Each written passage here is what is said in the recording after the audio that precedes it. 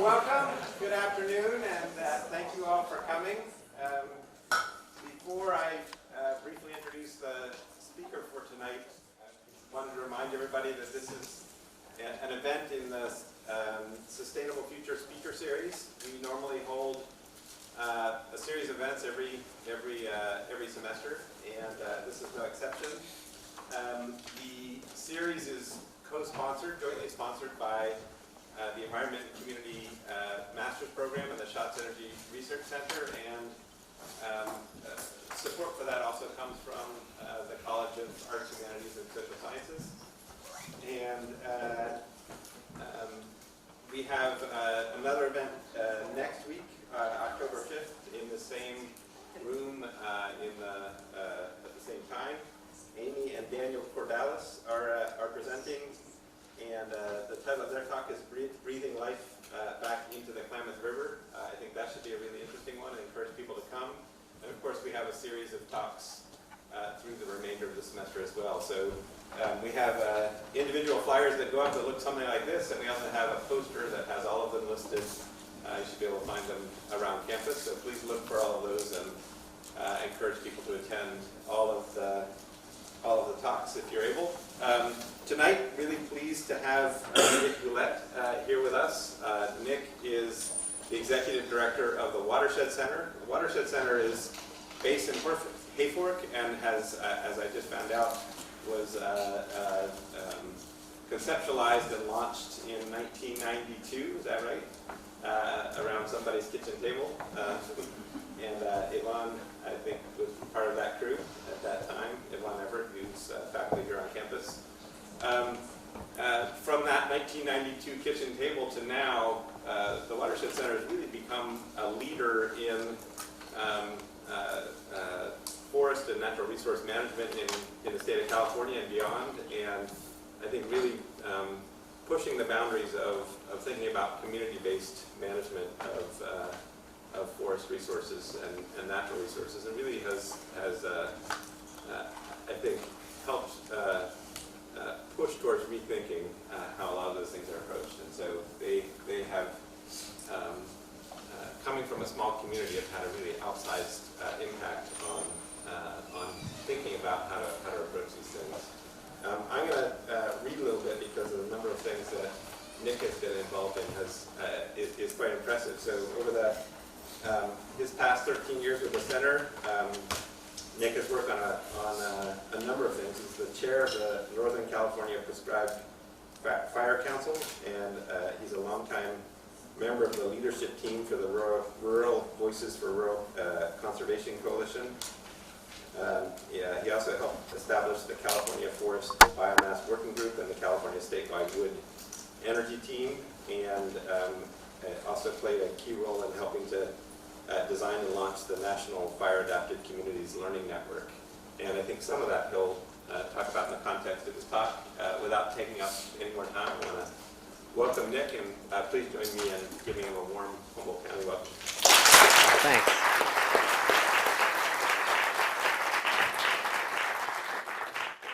Thank you all very much. Thanks, Arnie, for the invitation. It's great to be here. I got to talk to Yvonne's class earlier on.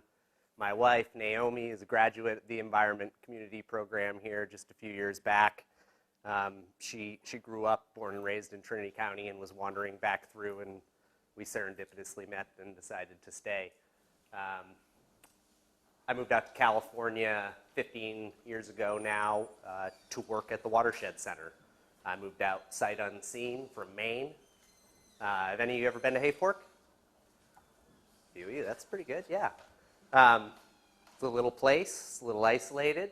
I'd say it was a shock to move out there, but it actually wasn't, because I grew up in Maine, went to school in Vermont, spent a lot of time in rural forest communities, and really was compelled by the vision that folks like the founder of the Watershed Center, Lynn Jungwirth, and a lot of other folks around the country and really internationally were putting forward about community-based natural resource management, and the idea that communities of place had the greatest stake in the well-being of their own forests and had an inextricable link to environmental sustainability and social well-being.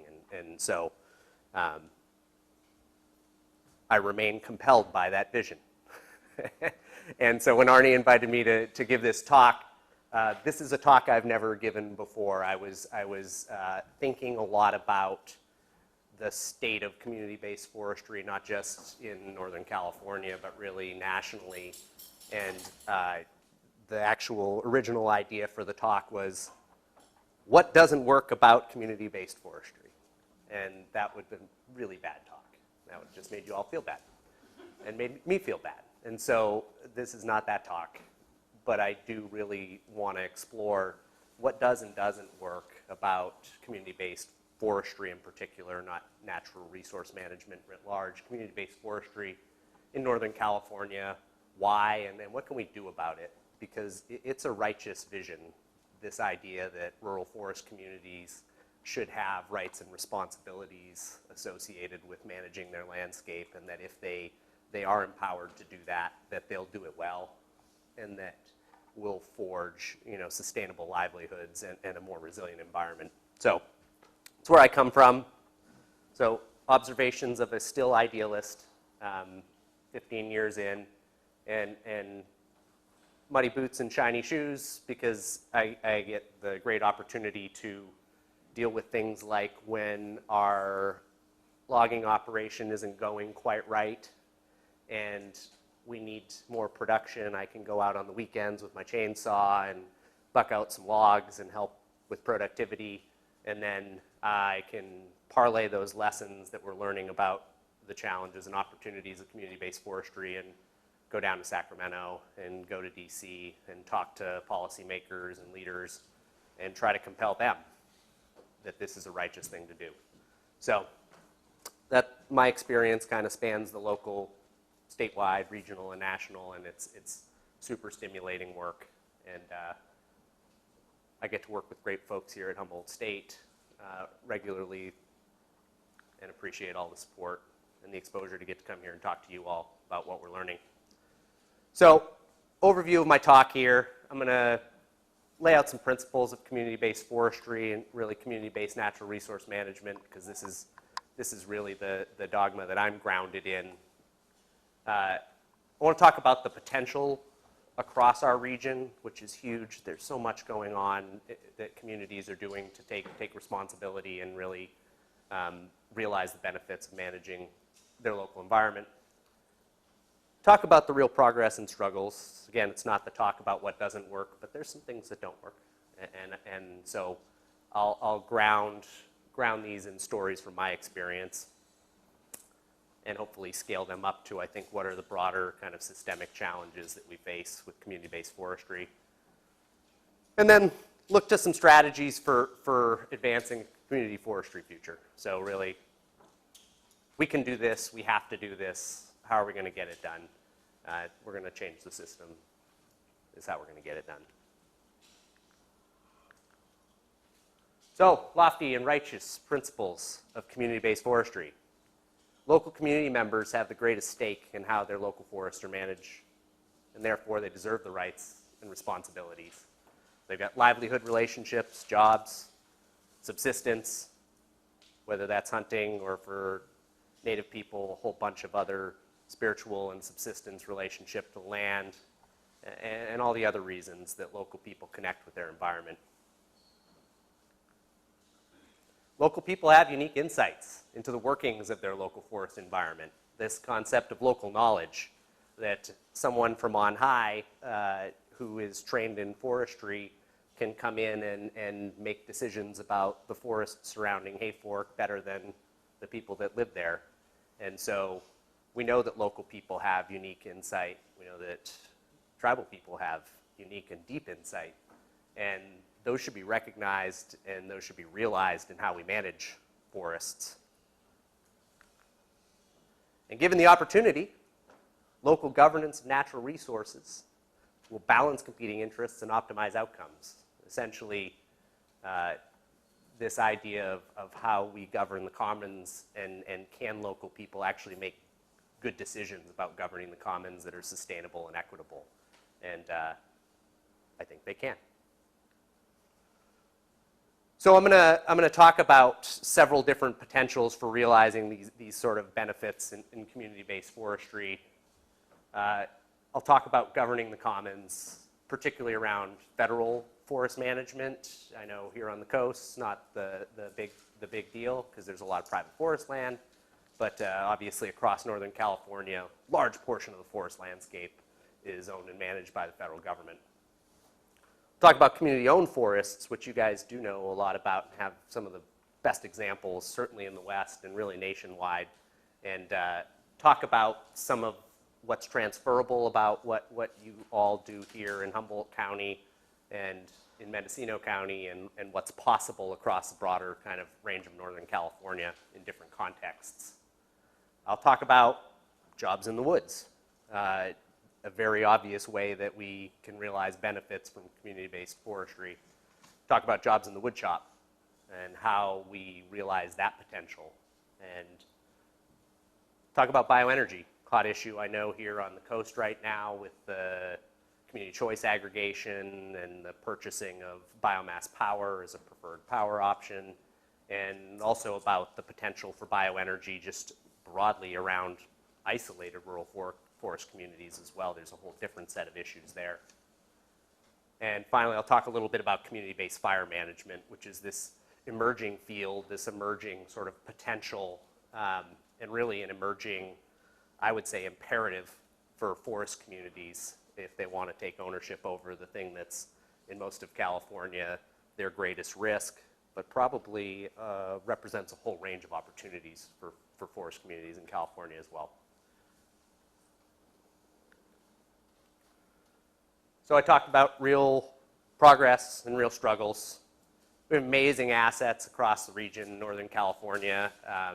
You all are probably fairly familiar with a lot of them. This amazing richness of community-based organizations.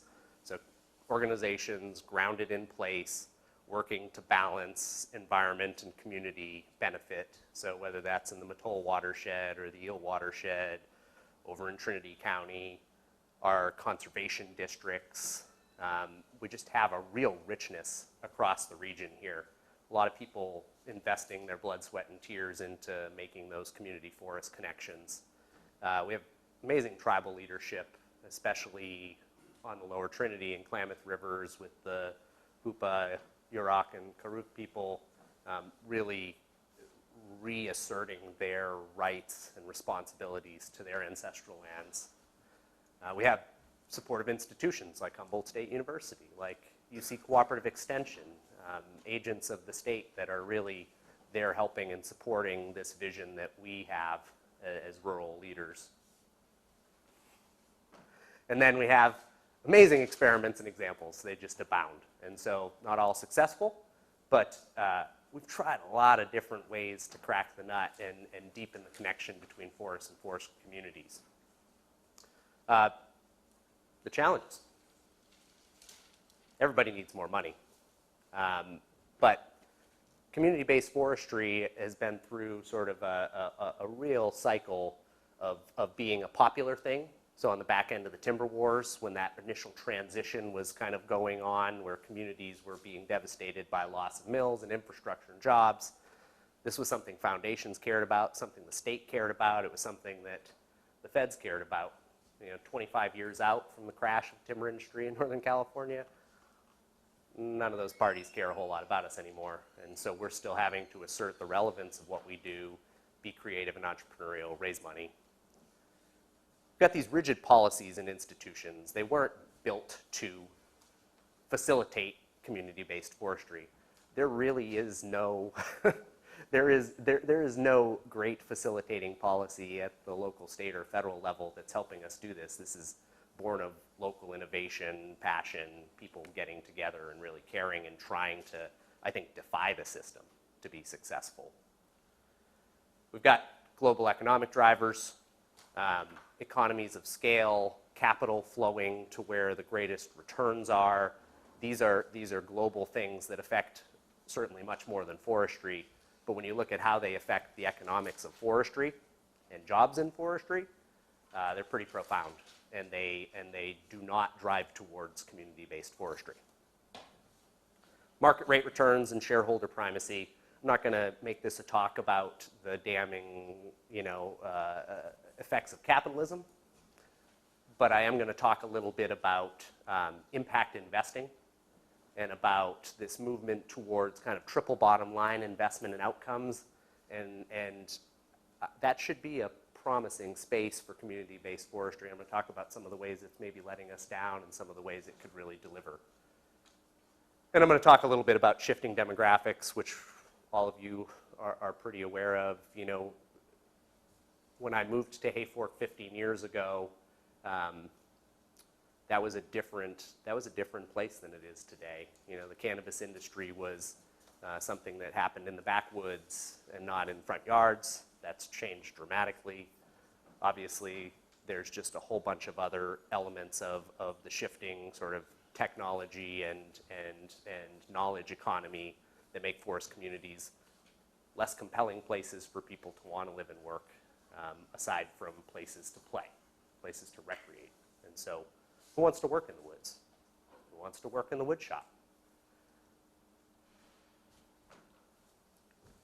Doesn't pay as well as trimming, and it's harder work, I'll tell you. So first here, the first example, a local role in governing the commons.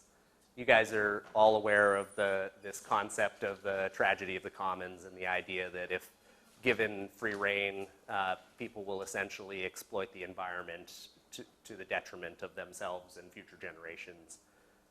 And I am very grounded in community-based natural resource management, is very grounded in the idea that that's a fallacy, and that local people, if given the rights and responsibility to manage the commons, will make good decisions. They'll make decisions that drive towards sustainability and equity. And so I want to talk about a few examples from my experience working federal lands in Trinity County. Collaborative forestry is largely seen as this way to get past the impasse of the timber wars, right? We've got environmentalists fighting with industry. They don't agree on what should happen, potentially diametrically opposed. How do we find a new middle ground? And when it comes to managing federal lands, those are the constituencies that have leverage, and communities, place are sort of in the middle. And you can think of timber towns as homogenous places, where everybody might get behind, one side or the other of that equation, but they're really not. And so as we dive into collaborative forestry on federal lands, what we're trying to do as a community of place and as an organization, the Watershed Center, our local conservation district, we're trying to find a real middle way that really delivers benefits to our community. And that's not splitting the pig, right? That's a different thing than the agreement that timber and environmentalists might agree on. It's a third way. And so we don't, though, as communities of place surrounded by federal lands, have any special rights to those federal lands, right? Those lands are your lands, those lands are my lands, no more than they are your lands. And so as a rural community leader, I can feel real passionate about the Shasta Trinity National Forest because it's in my backyard. My neighbors and I, we hunt, we fish there, we care a lot about it. We rely on it for our livelihoods. We look up at it every day on the mountainside. But we don't have any special authority, right, to manage it. And so what we've done is tried to come up with ways to assert some more authority over federal lands in community-based forestry. The Weaverville Community Forest is this really interesting example. I don't know if is anyone familiar with Weaverville Community Forest at all? A little bit? It basically is nothing like the Arcata Community Forest. So just erase that concept of community forest from your mind. It's essentially it's what's called a stewardship agreement. So it's a binding agreement between the Trinity County Resource Conservation District, a state agency, quasi-state agency, locally seated, and the U.S. Forest Service and the Bureau of Land Management to work together cooperatively on the Weaverville Basin, a place most of you have probably driven through and have some sense of what it is, what it looks like. And so that's a unique authority and unique use of stewardship authorities. And so that's really pushing the boundaries of a community asserting its right to have more control over managing the adjacent federal lands. And, 12 years ago when they got their first agreement in place, we thought there was a whole lot of promise in that. And so we're now 12 years down the road. There's a governance system, a steering committee, locally appointed. There's that local institution, the Resource Conservation District. But ultimately, it's federal land. And so as the Forest Service has continued to decline in Trinity County, as fire management has continued to eat their budget, this steering committee and the RCD, they can assert what they would like to do on the community forest, but they have no right to actually achieve it. And so after a nice spat of initial projects, it's largely lost its steam. And even if the RCD could raise money to go do more work, the Forest Service still is responsible for managing that land and doesn't have the capacity to engage with them to manage that land. They got too many priorities, too much land to manage, not enough resources to focus. And so here we are over a decade into the Weaverville Community Forest, and the director of the Conservation District, this point of community pride. The director of the Conservation District, I talked to the other day, and he's like, I don't know if we really want to renew that. I don't know if we're getting the benefits out of that. I don't know if that's getting it for us. And so, huge potential, but some real barriers to realizing that potential because of that lack of land tenure, that lack of right and responsibility on behalf of that local institution. Ultimately, it's still your land as much as it's the RCD's land. And so, another example, and this is much more common about what's happening with federal land management, is these collaborative groups. And so we formed the Trinity County Collaborative Group about 5 years ago now with the idea that we could reduce appeals and litigation. We could provide more community benefit from public land management in Trinity County. We've been meeting for 4 years now. Did I say 5? 4 years. We've done some great things together. We're looking at large landscapes, the whole South Fork Trinity River watershed, the whole Upper Mad River watershed, which of course feeds populations down here, their water, trying to restore and increase resilience across that watershed. And we've done a decent job, I think. But it's a purely local collaboration, right? It's just local stakeholders at the table. And so each time we get to going through that National Environmental Policy Act review and we get a project near to going out the door, there's this woman from Montana. She really doesn't like the Shasta Trinity National Forest. She really doesn't think they ought to be managing the land actively. And she still asserts that right. And it drastically affects what the Forest Service is willing to do. So our local group, we can all agree on what we want to do together, but in so many ways, her threat of appeals and litigation and the costs that drives for the federal partner that we're working with drives their behavior as much as anything that all of us who sit there at the table and spend our hours meeting together and agreeing on something assert. And so, right or wrong, that's the way it is when it comes to federal land management. And so, ought we have more responsibility and authority? We don't. And so, there's a whole bunch of reasons for this, and I won't go into this, but the agency, the federal agency, the Forest Service, was built to do certain things a long time ago that it did well for a while, and then society decided it wanted something different. The budgets, the targets, they haven't changed. They're the same ones that existed before the timber economy collapsed and the timber machine collapsed within the federal agencies. And so we're still chasing around the same targets that we had before. We're counting board feet. We're making sure we try to get enough out of our people, the federal employees, to meet that target. And then that balanced against regulatory compliance and litigation that's eating their lunch. How much impact can a local community have? It's limited. And so I'd argue that this is a huge amount of pent-up potential in Trinity County. People who are super passionate, who are willing to put their backs into this, who are willing to raise money, who are willing to take risks around, either starting companies or investing in existing ones, and they really lack the authority. And so governing the commons on federal lands, we got work to do if we want to realize that potential. Community-owned forests.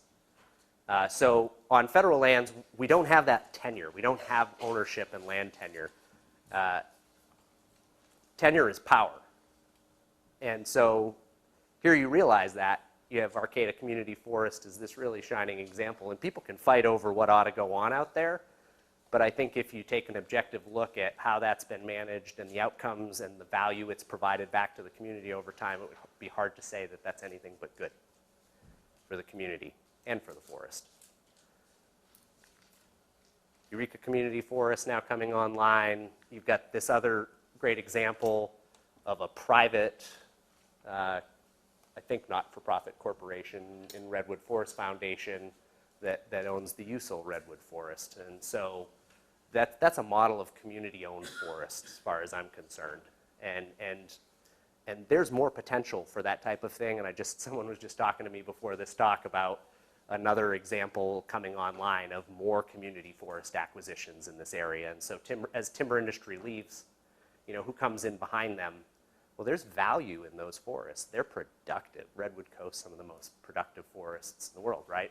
And so, and you've got some industry, and you've got a lot of people with a lot of know-how and a lot of passion for forests. And so the potential's huge. And the benefits are huge. But what about the rest of the region? Why aren't there more community forests? Why isn't there a community forest outside of Mount Shasta? Why isn't there a community forest in Weaverville that is owned by the community? Well, there's a bunch of reasons. And they have a lot to do with productivity, for sure. Ultimately, even community forests have to make money. They got to pay the bills. And so you can't buy a multi-million-dollar forest without some way to pay the bills. And across most of the region, there's not a lot of standing inventory. So the prior owners leave and they prepare it for sale. And preparing it for sale does not include, like, when you prepare a house for sale and you clean it up and you put up flowers and stuff. Preparing it for sale in timberland means slicking it off, right? Getting the most value out of it you can before you put it up for sale. And so when we look around the region, when I look around Trinity County and I look at what opportunities we have, and this is something I'm really passionate about because of all I just described to you about my frustration with federal lands, I feel like we need to have some control of some forest land if we're going to realize those benefits. When we look around at what's available and what industry is leaving behind and what investment trusts, these new investment vehicles that are buying and selling forests on 10-year time frames and chopping them up and selling a subdivision here, cutting hard there, and then passing it off to the next investor. This is not stuff that makes a great community asset in the near term. And so it's really hard to finance, and it's really hard to see a pathway to it being, servicing debt and then becoming self-sustaining and being that community asset. It's a liability on the hillside instead of an asset.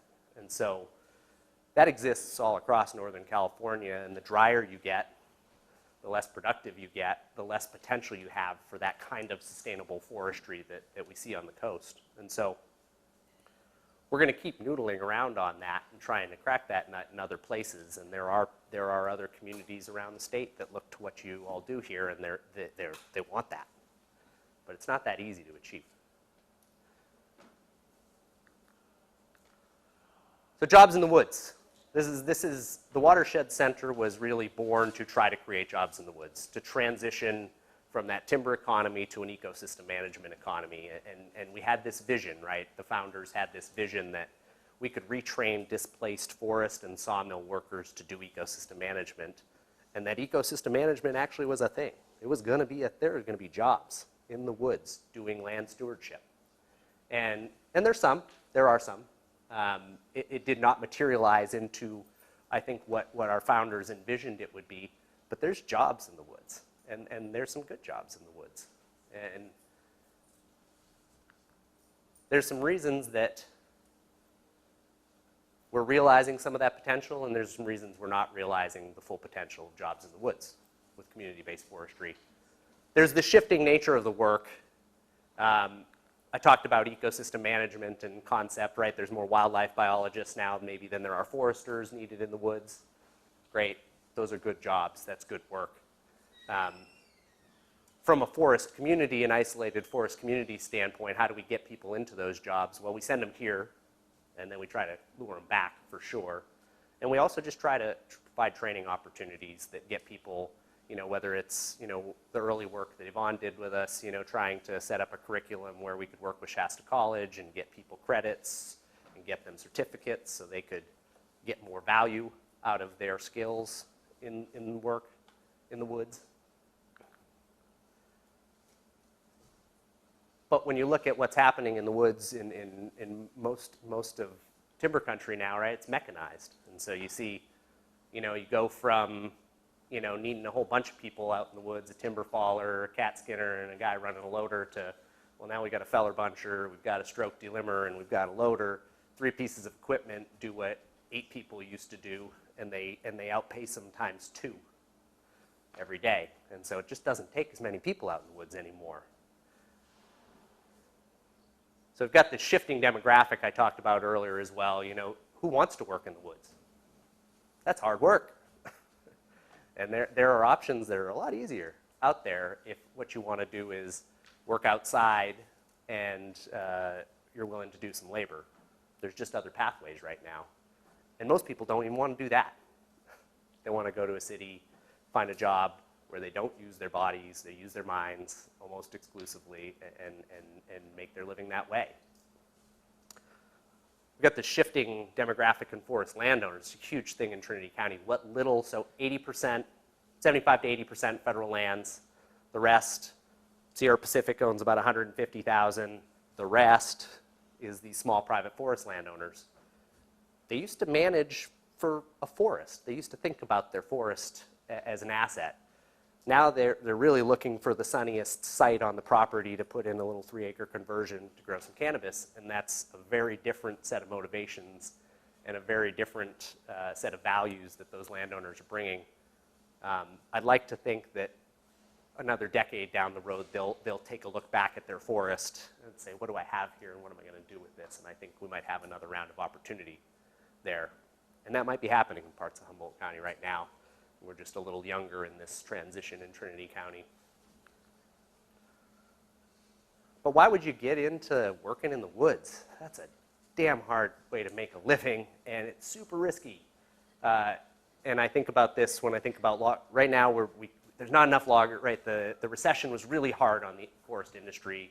A lot of loggers went out of business. Well, now we're in a totally different moment in time. We've got this Canadian softwood lumber tariff thing that is white hot market right now in the US. And there aren't enough loggers in California to possibly meet the demand. And so people should be jumping in, right? Well, who the hell's going to do that? You got $1 million into that equipment up there.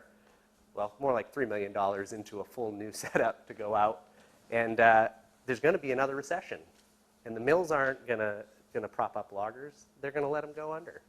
And so this is a tough, tough business. When we look on the forestry services side, so we got the tree planters out here. Like with agriculture, with most agriculture, at least non-cannabis related agriculture, and so this is the sort of, fully regulated marketplace of agriculture. This is largely dominated, this work is largely dominated by Latino workers from up and down the I-5 corridor who are highly mobile, travel, and don't get paid a fair wage and don't receive fair working conditions. We're basically propping up forestry on the back of labor, right? And so, and this is age old, right? If a company can basically abuse labor to improve their bottom line, they're going to do it. And it's what happens all across the Pacific West. And so that's hard work. Same thing, you think about fuel reduction, you think about plantation thinning. Who's out there doing it? It's Latino workers all across the region. And there aren't a lot of folks in Hayfork who want to go out and do that work. But there are some. But if we can't pay them a living wage to do it, and we want to tell them that they have to work long hours, they're not going to get overtime, they don't get breaks, well, they're definitely not going to want to do that job. And so that's the way the industry's gone. And there's a responsibility on the part of the state and the feds to enforce laws they have that they don't enforce. And they expect private companies to do that, and that doesn't happen. And so we're not realizing the potential of jobs in the woods.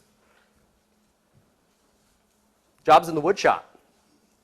Another story, I guess, of mechanization, but before I get to that, you know, we've got some really cool opportunities in Northern California. The only place in the world there's redwood growing, and yet we've got redwood mills shutting down. What is wrong? We've got amazing hardwood that grow only in Northern California that are beautiful. We're not making anything out of that stuff. And so, you know, we have some unique products, some value-added manufacturing opportunities, some niches to exploit. There's a few people out there doing it and scrapping away and doing it, but it is not the norm by any means. It just feels like unrealized potential across the region to me. You got this pressure of global markets that is just a reality, right?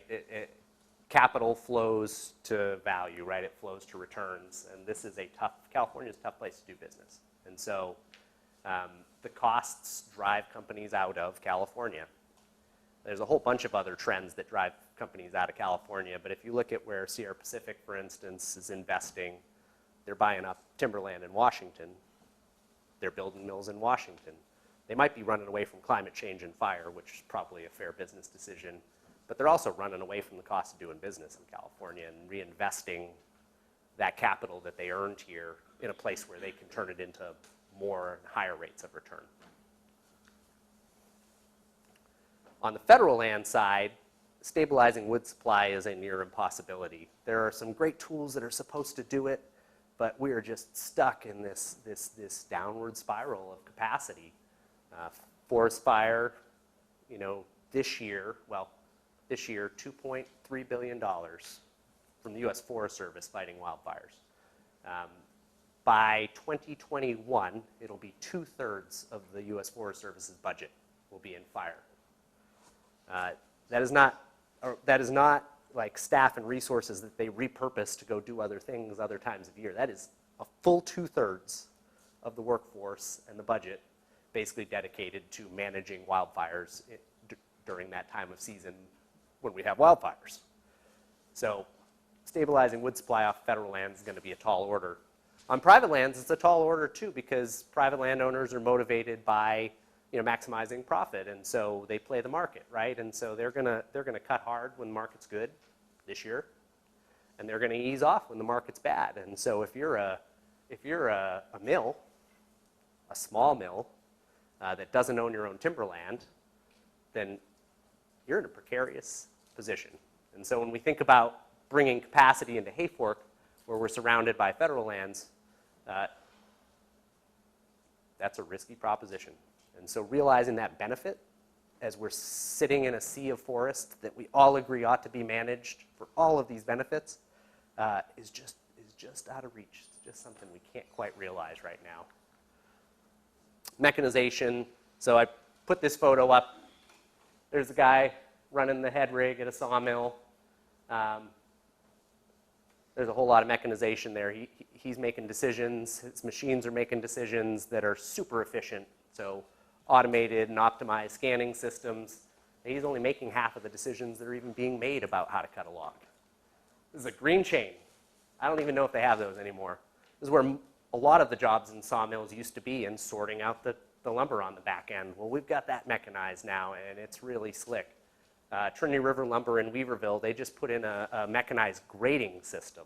So grading was one of those high-value, high-skilled jobs, right? You had to train for a long time to have that eye to pick what grade of lumber was coming off the back end and pull that board.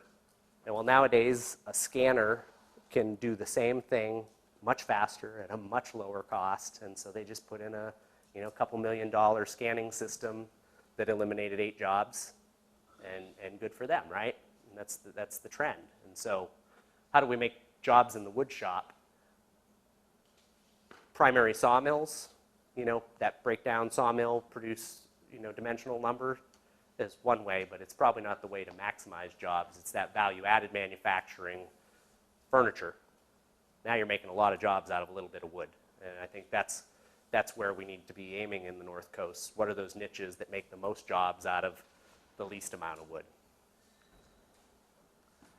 And then there's this reality that, and you guys, I don't think this is a struggle in Arcata where you have all this, where you have the university and you have this creative juice flowing.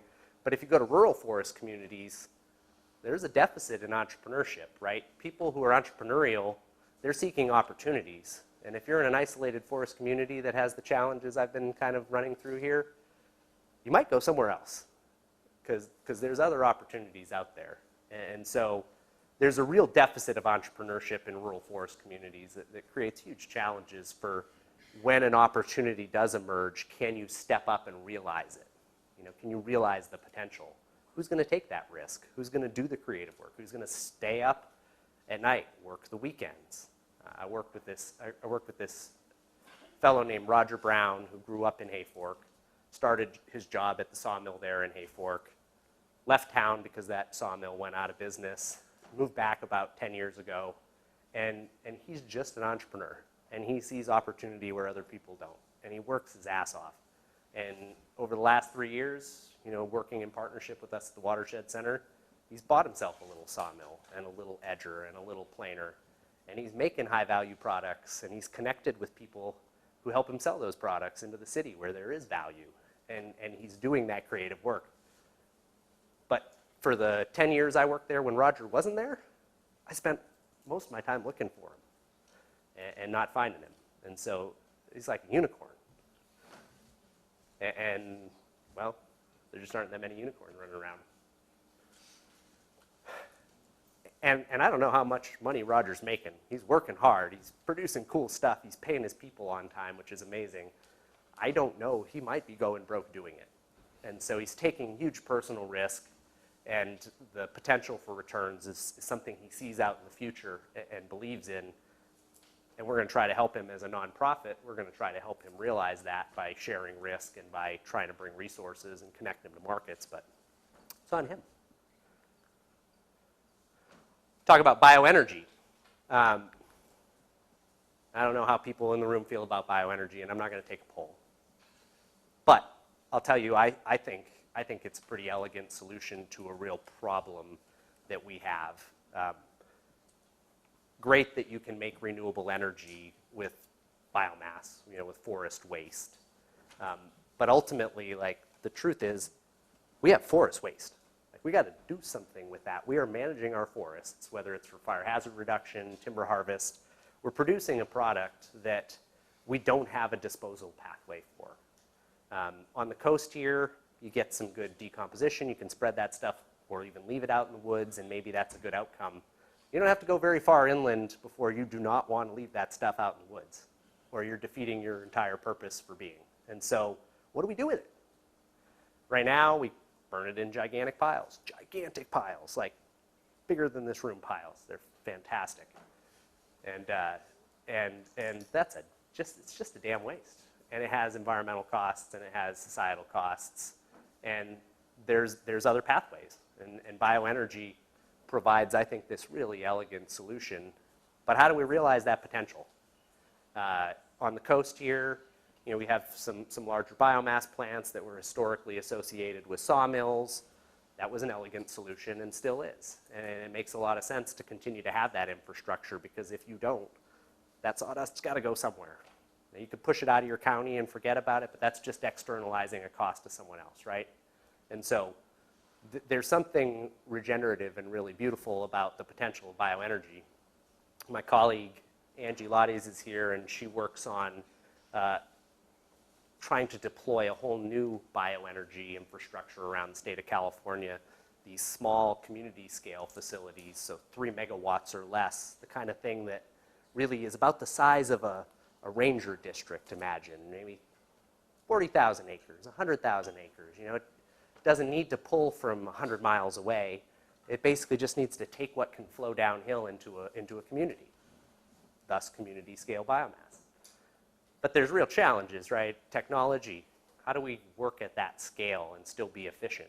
And so we've got this whiz-bang gasification that almost kind of works. And then we got to figure out how to make work, because it's right? It makes sense from a social and environmental standpoint, and we're going to figure out how to make it make sense from an economic standpoint. 3 megawatt biomass plant does not create a lot of jobs, but it creates a few, and it supports a whole lot of jobs in the woods. And so there's that real synergy. We've got some really cool enabling policies in California. I'm not going to go into them, but this community scale biomass policy, this feed-in tariff that basically pays a little extra for all the societal benefits that kind of energy provides, is helping to facilitate building these things around the state. We're the only state in the West that has anything that looks anything like that at all. And we need to be successful with it. So we talked about emerging technologies. Constant controversy. There are just inherent trade-offs. Like, I kind of glossed over them, right? But yeah, okay, biomass is definitely emitting carbon into the atmosphere. And if climate change is something we're worried about, we've got to think hard about that and think about the trade-offs. Someone lives next to a biomass plant. That's not that clean, right? I mean, I don't want to live next to a biomass plant. And so who's going to live next to a biomass plant? Where are we going to put those, and how are we going to make that socially just as we build that infrastructure out? And then you've got this reality that it's always going to be the tightest of margins. You've got this heavy, bulky product that you have to ship in diesel trucks. And that is inherently problematic, right? It is inherently costly. And then you're dealing with wood, right? Back to forestry and sustainable forestry and a sustainable flow of wood from the forest. I think you can imagine sitting in Humboldt County in this super productive place that should be an easy nut to crack. But it's not an easy nut to crack. You have to coordinate with multiple landowners. You have to deal with supply agreements. And those often aren't any better than the paper they're written on. When time gets tough and the market goes down, your supply dries up, you got a multi-million-dollar biomass plant that you can't feed, you got major problems. And so getting investment in bioenergy is super challenging because of those inherent risk factors. So huge promise, huge potential, really important and integral to sustainable forestry and community-based forestry, really hard to achieve. And then the final thing I'll talk about here is community-based fire management. And I think this is a really important space, a really cutting-edge thing that people are doing. And you all are living in a place or near a place where it's really the hotbed of community-based fire management in California. So you've got the Mid-Klamath, the Karuk tribe, the Yurok tribe, Mid-Klamath Watershed Council, local community groups, Salmon River Restoration Council, totally pushing the bounds of community-based fire management, basically saying, we're going to bring fire back to the people. We've been putting it out for entirely too long, and we're going to take ownership and responsibility over bringing it back, because wildfire's kicking our butt. It's ruining the values that we care about in our forests, and we know that fire is actually the prescription for fixing that problem. And if the federal government, if CAL FIRE, if municipal fire departments aren't going to take ownership over fire, then we as community-based organizations, tribes, we're going to do that.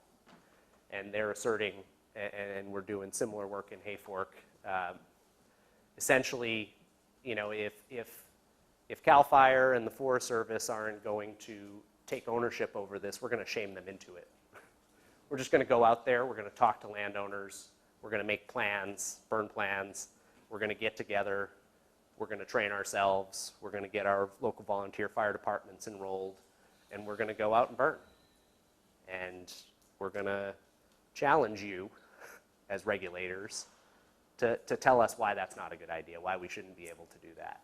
And I think it's been a super interesting kind of progression in Hayfork, in Trinity County, in Siskiyou and Humboldt counties as we've sort of tried to reassert that responsibility and authority for fire. as those agencies have looked at us and said, who are you people? What do you think you're doing? You don't have the skills to do this. We're the professionals. We'll take care of it. And we can look them square in the face and say, will you? Because we don't think you will. But why don't you join us? Because we've got landowners lined up. We've got a plan for the landscape. We've got skills and capacity. We've got local knowledge. And we live here. No is not an option.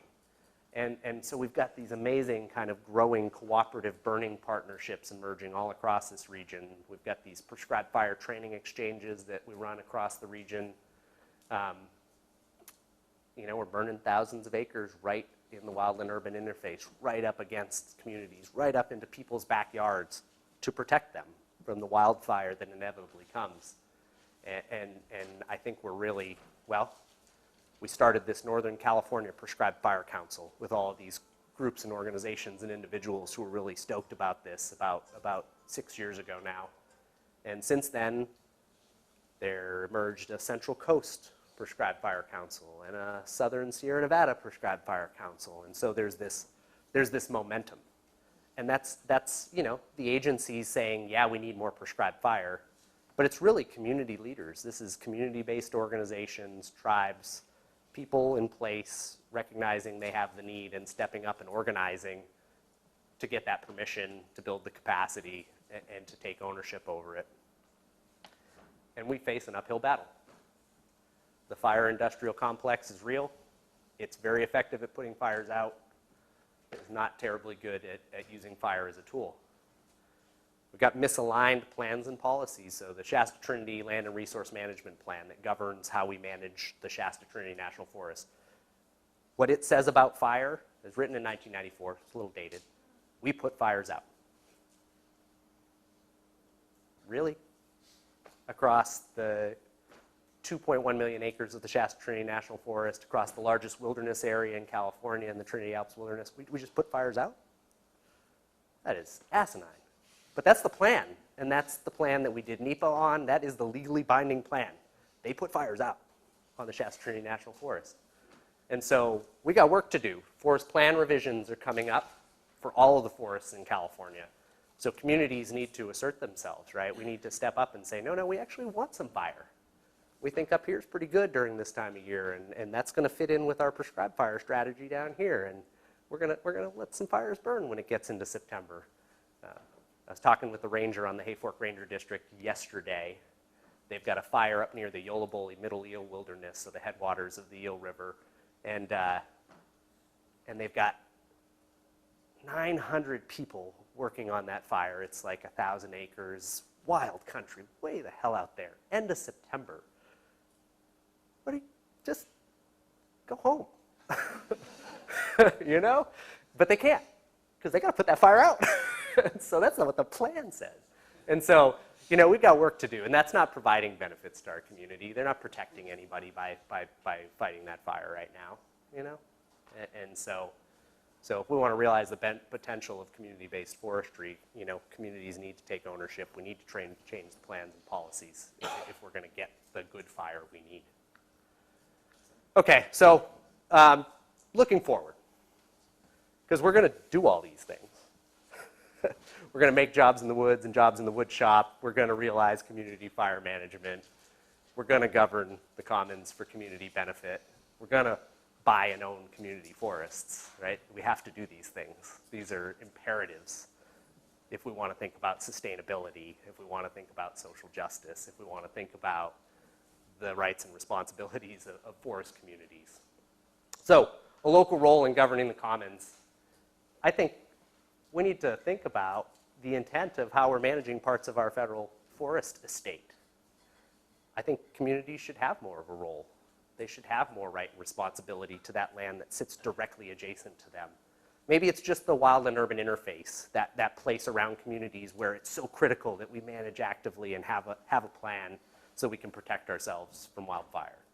Maybe it's our municipal watersheds. Maybe it's just those places where that connection is just, it's just inexorable, and so we should have some right to go up and do the right thing in that watershed. So that requires expanding authorities. It requires moving beyond collaboration to co-management. Weaverville Community Forest is not co-management, but it could be. And we're going to need to change the rules to make it happen. But I think that's something we need to push on. Community-owned forests. I didn't actually go on my railing rant about impact investing.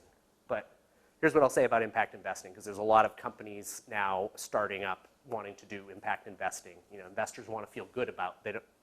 They don't want to invest in blood diamonds. They don't want to invest in tobacco.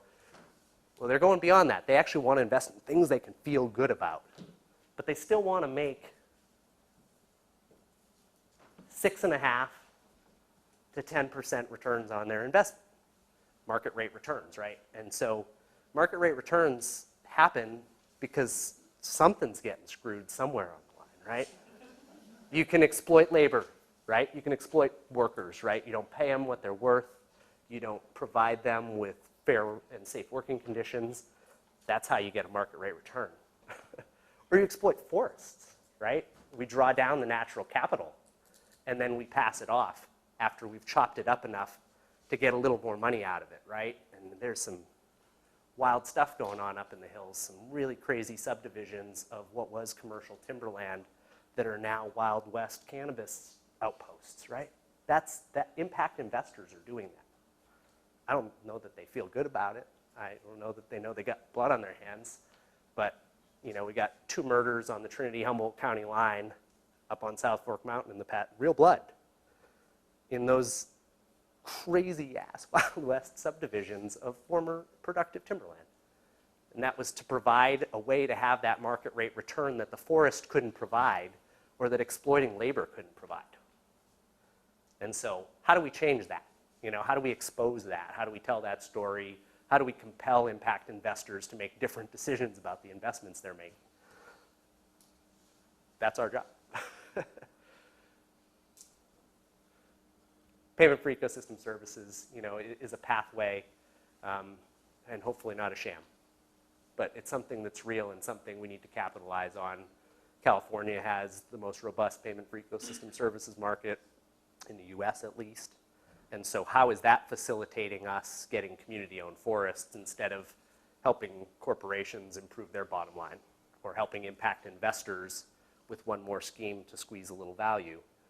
How are we going to help that be something that drives community benefit and real forest sustainability? Jobs in the woods. This is a total pipe dream. Shifting corporate culture. I look at what some of the mills do, the kind of pressure they put on loggers, and I look at where the risk balance is, and you just realize these guys and gals that are out there working in the woods are burdening a disproportionate amount of the risk and really not realizing the upside. You know, it is a kick-ass market right now. The loggers are not getting paid more. They're just working longer hours. And so what's wrong with that? They don't have leverage. We've got a corporate culture that doesn't really want to distribute the benefits broadly across all those key actors in the sector. I talked about labor laws. This is a big deal. Forest Service, for instance, they have rights to inspect and interview their forest workers. So they hire a crew that comes in to do forest work, thinning, planting. They're supposed to go, the contracting officer is supposed to go and interview the workers and say, what are you getting paid? Are you being provided toilets? Are you being provided breaks? Are you being provided water? You think that happens? I don't think it happens much. And I know it doesn't happen much because you've got contractors underbidding by nearly 30 to 40% the federal estimate of what a job should cost. How are they doing that? It's on the back of workers. So we've got to enforce our labor laws. And then there's training and diversification. It's this idea that we could cross-train forest workers. Like someone who goes out and runs a chainsaw most of the time probably could go out and do a forest inventory. They could probably do layout and timber marking. They've got pretty good insight about how the forest works. Like they could make probably some pretty good decisions about which trees to cut and which trees to leave if we empower them to do it, right? And that's an opportunity to have a diversified, trained year-round workforce in the woods. And that's a pretty good job. Like, if I could spend part of my time doing one thing and a little time doing another thing and a little time doing something else, that'd be stimulating, rewarding. So jobs in the wood shop. We got to embrace technology, of course. It's the only way, right? And so in rural forest communities, we can't just fall back to, well, we don't have the money, so we're just going to do this the hard way. We need to find a way to invest in and adopt technology and bring it on our side if we're going to realize the benefits. And be competitive. I talked about entrepreneurs, really pivotal, and so how do we bring entrepreneurs back into our communities, into our rural communities? What is attractive and how do we retain them? How do we support them? In Northern California, we've got this real opportunity. We've got to find the niches that work for us, and we've got to invest in them. And then I say state policy. So in the state of California, we use about 40% of the wood we use in California is domestically produced from California. And the rest we import, most of it usually from Canada, but a lot from Oregon, Washington. Why? And then we export stuff we're making in California. Could we have policies that better sort of incentivize utilizing California-grown wood? I don't know, maybe, but it seems like a good idea. So state procurement practices, for instance. The state could at least make a commitment to buying California-grown wood in state projects, for instance. There's little things we can do. Bioenergy. We've got to keep pushing innovation. We have to make these community-based projects work. We've got, how many? A dozen? 10, anyway, that are like active projects, community-based organizations trying hard to bring in these small biomass facilities because they care about their community and they want to take care of the forest. We've got to find ways to help them be successful, build these things. We got to manage the impacts. So it does matter. What comes out the stack matters. Where the plants sit matters, and how we manage those things. We've got to be respectful of the fact that there are impacts in bioenergy. We've got to earn the social license. We've got to have conversations in our communities that figure out how to balance those impacts. And we've got to keep promoting local, state, federal policies that facilitate this. Biomass is never going to be competitive with solar. It's never going to be competitive with natural gas on a one-to-one basis. Well, someday it will be competitive with natural gas, because someday we will run out of natural gas. But it's going to be a while. And so how do we value all those ancillary benefits that biomass provides? And then community-based fire management. We've got these emerging models in Northern California. They're really beautiful models of what's possible, and they're fledgling right now. And if we don't nurture them, if we don't stoke them, they'll fall apart. They'll evaporate, right? The fire industrial complex is very powerful. It has massive energy and inertia behind it. It could very easily squash or leave behind what's really possible with community-based fire management. And so how do we work on that?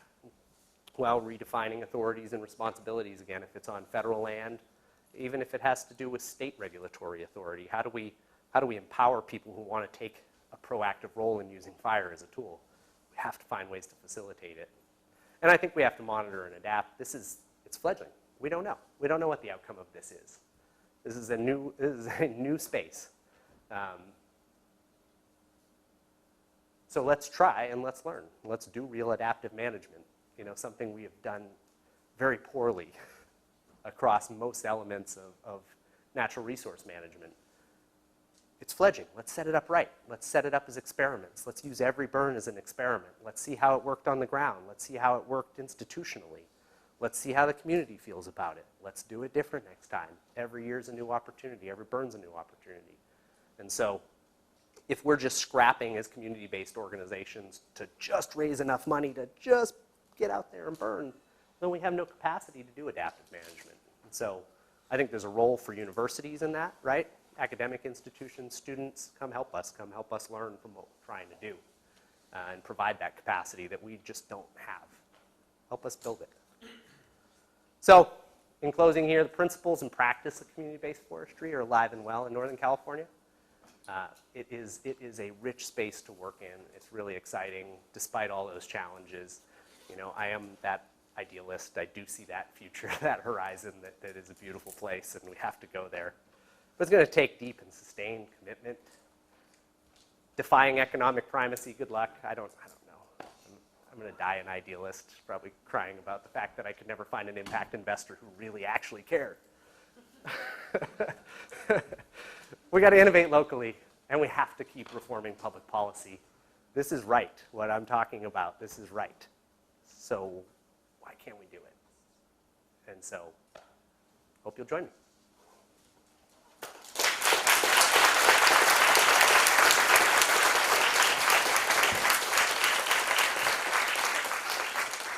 Yeah, thanks. Any questions? Want to talk about it? Yeah. So I mean, I don't understand much on like the fire management part, like this we are like, okay, why fire everywhere, we should stop it, question or whatever, but like why, how does it help a local community with the fire management training or anything like that? So, you know, you got these fire adapted ecosystems, right? They will burn every year, right? We have a drought every year. Mediterranean climate, it's wet in the winter, dry every summer. Every winter, things grow, and so we've got this accumulation no matter what. Like inevitably the biomass will accumulate, and inevitably it will burn. And so, choose your fire, essentially, is kind of the thing we're faced with. It's like, no fire is not an option. We tried that. We tried it for over 100 years, and the fire we all are scared of right now that burned 72 homes in Trinity County just a month ago, like that fire happens partly because we thought we had a choice of no fire and we didn't. And so we've got to face that reckoning, and we've got to stop deferring that impact to the future, right? And so it's this, when you think about the smoke you're breathing right now, think about that as the smoke that your father and his father before him and his father before him didn't have to breathe, right? We're paying their debt. And our kids will pay that debt if we keep aiming in the same direction. And they won't have those beautiful forests that we all love, right? That we see there. We're losing. So we got to own fire. What's a good way to plug into this upcoming forest plan revision process? So the Forest Service will be having roundtables and different sort of planning events, and they'll definitely be hosting some probably in Eureka, I guess, with Six Rivers headquarters over there. So there'll be like publicized, you know, opportunities to provide input. There'll be like a whole formal process that you can plug into. And then I would say, you know, what we're going to try to do in Trinity County, for instance, and what our colleagues on the Western Klamath, you know, Restoration Partnership are trying to do is get ahead of that. Basically, let's start defining what should be in the forest plan before the Forest Service even asks us. And then they can just take our ideas. They're well thought out. We've got science on our side. We've got social license on our side. We've got vision. Let's present that, and let's get ahead of this process. It's going to be a long process. The forest plan revision process takes 5 years. And so there's a bunch of legal ways you can participate, but there's also just, you know, taking ownership over it, collaborating locally, and really having a grassroots approach to putting forward a citizen's alternative that the Forest Service can look at and think about and maybe adopt.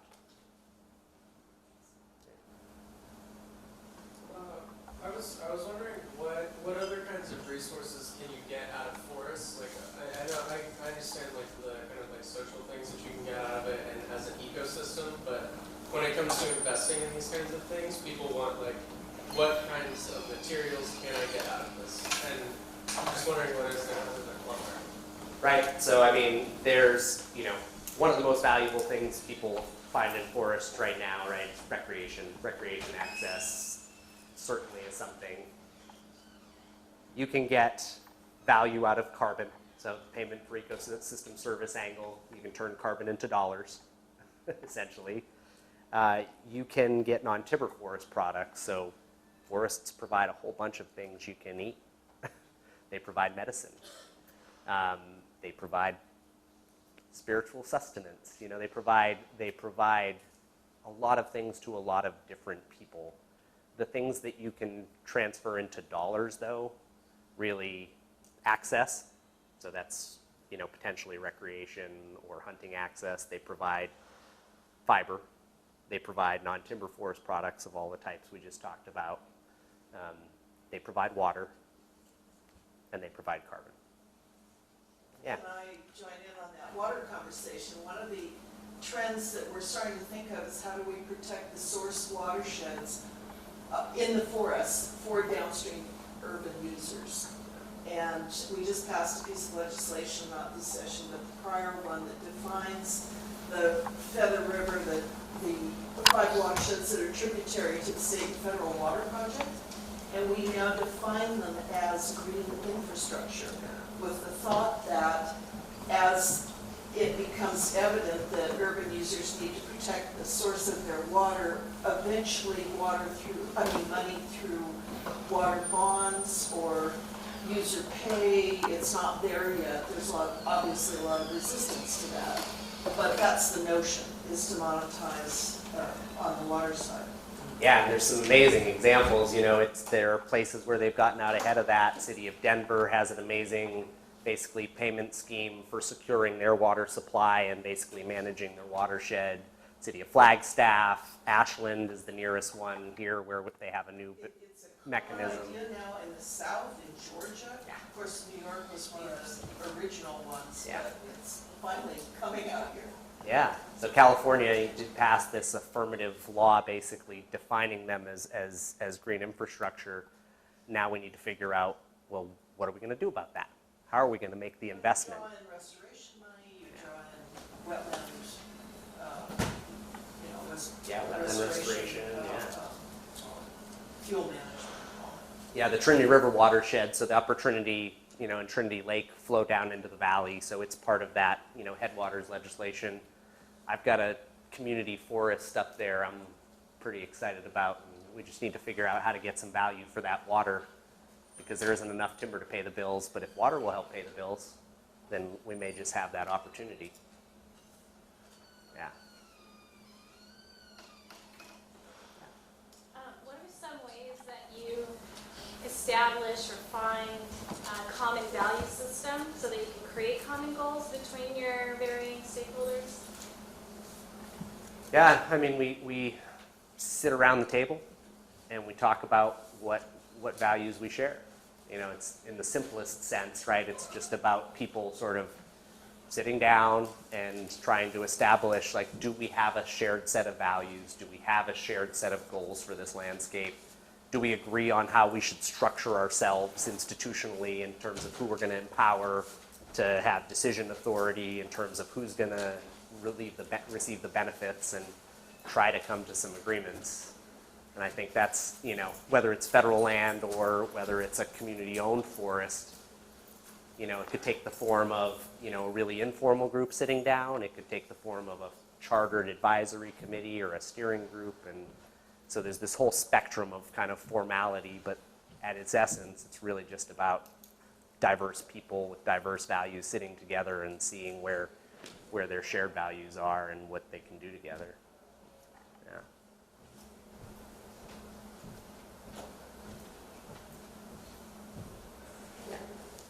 So we just talked about biofuels in one of my other classes, and it was very exciting and enlightening. But if potentially biofuels became economically competitive, and instead the current waste products from the forest management or from logging were used for biofuels or another biomass for money, how can we protect the forests from being scavenged? How can we manage them if they suddenly have a profitable? A higher value. Yeah. Sorry. Yeah, no, that's a good question, and so that's a common kind of argument against promoting biofuels or bioenergy, and I just sort of offer California has. California Forest Practice Act is one of the highest standards of sort of private land management in the world. And it doesn't matter what you're taking out of the forest. The best management practices, the standards still apply. And so whether it's a hot timber market like we have right now or a new market opportunity like biofuels, the rules are still the rules. They require sustained yield practices. They require you protect water courses. They require you protect wildlife. And we could argue about whether those rules are sufficient or not, but a pretty objective look says those are, you look, globally, those are pretty good rules. Those are rules that drive towards sustainable forest management. And so, there's a threshold above which a private landowner cannot go. Even if there's value they want to realize, they can't have it. And the state has a regulatory process to deal with that. On the federal side,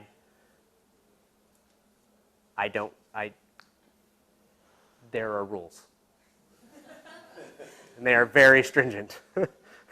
And there's fire that's eating the Forest Service's lunch. So I don't think, I would say the Forest Service doesn't have a whole lot of capacity to ramp up to an opportunity.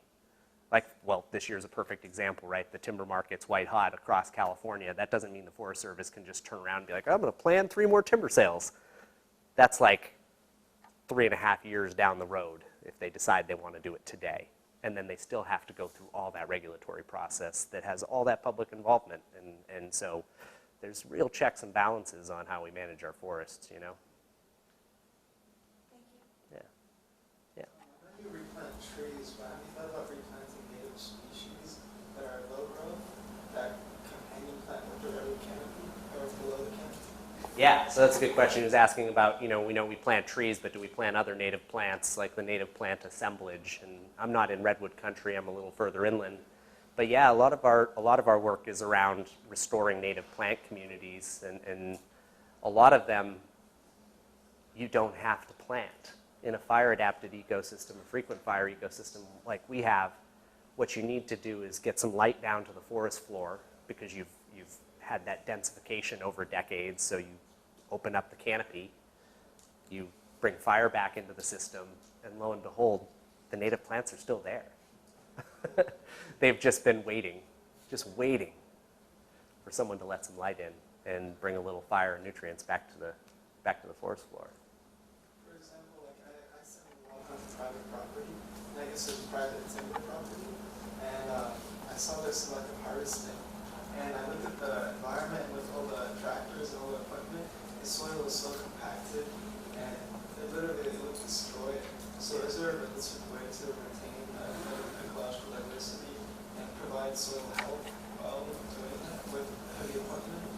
Yeah, I mean that is what part of what the Forest Practice Act is designed to deal with. And if you go back to that same place 10 years from now, it looks different.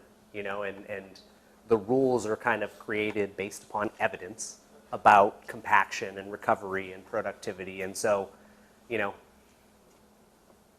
and then there's just the reality that you can't have everything on every acre, right? A commercially owned private timberland that landowner wants to manage as a tree farm, it's their right to manage it according to the rules of the state of California, but it's their right. And so, that's where we look to different kinds of landowners who actually really want to do just what you're talking about, private landowners and the federal lands. And so, I think it's a matter of, us thinking about, we need places that produce fiber for society, and we need places that produce biodiversity, and we need places that try to reach some middle where they can have a little of both. And yeah. Yeah. Yeah, you talk about mostly working with like government agencies and like federal forests. Is there anything like reaching out to try to coax in like these Wild West pot growers that own so much land to kind of, hey, let's produce some timber, let's reduce some fire fuels? Yeah, and some of them are keen.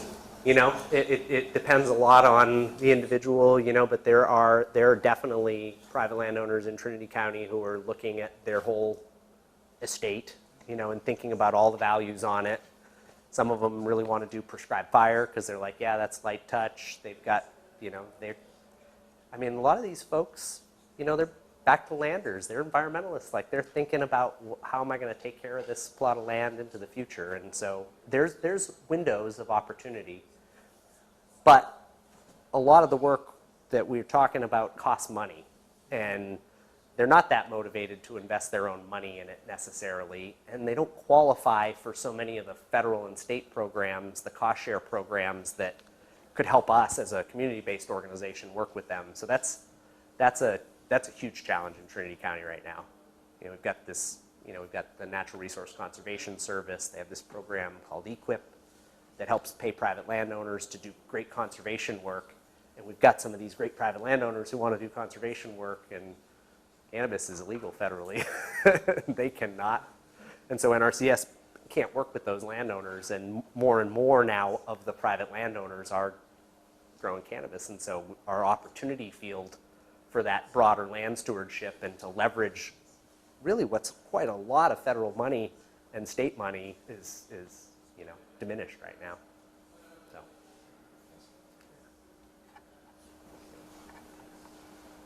I was kind of interested in what you were saying about community stakeholders, tribal leaders, local collaborative efforts at management of forests, and so this is all on a lot of it's on federal lands, right? And so I was wondering, are you working on? Is it under the authority of the Forest Service, or are you often at odds with their objectives, or do you have a pretty good working relationship with them, like CAL FIRE too? Are you kind of antagonistic with each other? Or you work together? Well, both and yes. So, I mean, we basically, and I think this is kind of a cool thing about community-based organizations in general, is like, we're a partner with the we partner massively with the Forest Service. Almost half of our budget is just partnership projects with the Shasta Trinity and Six Rivers doing cooperative work. At the same time, like, we have to tell them when we think what they're doing isn't what they ought to be doing, and be able to push on those levers too. And so we both are a partner while we're trying to break down the parts of the institution that don't make sense. And it's a dance. And so, you got to make good friends and deliver on the things you promise so that you can be honest with them and tell them what's not working and not have it blow up the good work you're doing together. It's the same with CAL FIRE. It's sort of, we're partners. We're delivering on your mission. We're helping you. And you need to change the way you're doing this thing. And we're gonna keep saying that, and we're gonna talk to your boss. We're gonna change this because we believe in it. And it's a dance. It's all about relationships, and it's about, yeah. Let me just toss in one more piece. As a result of the carbon trading market in California, now there is a large, a lot of money coming in from the sale of allowances. We've been fighting for years, and we've been very successful in the last few years to stake out a portion of those revenues for natural and working landscapes. And so just in this most recent budget, CDF just got a big chunk, which they want to put into fire. Yeah. Yeah, that's it, is that there's lots of people within these agencies that see where they need to go, and turning the current director, he says changing CAL FIRE, it's like turning the Titanic, right? There's this huge inertia, but there's also vision, and there's people there who see where they need to go. And so it takes, working with stakeholders, working with the legislature, working with the institutions themselves to turn that ship. And so it's this long drawn out dance, but I think it trends towards what's right. And that's a perfect example, where CAL FIRE and the legislature are now saying, boy, we forgot fire was a tool. We're doing everything we can, and we're still getting our butt kicked, but we're not doing fire. Let's bring that back into our toolbox. And you have a ton of energy towards that now that you didn't have just 5 years ago. Yeah. One more question? Yeah. One more? No more? Sure. I was just curious, you think the name the Watershed Center kind of, for your original work, did it inspire anything with that, or? This is funny, actually. So the founder, so Lynn Jungwirth, the woman who was my predecessor, says, to me at least, well, I really wanted to call it the Community Forestry Center, but the word forestry was so toxic in that moment in time. This was the heat of the timber wars, people being burned in effigy, just even talking about forestry was toxic. And so we talk about watersheds, we talk about ecosystem management, and eventually we talk about forestry. So the Watershed Center, people are like, well, are you like a watershed council? Do you guys just work on water issues? I'm like, no, we mostly work on forestry, actually.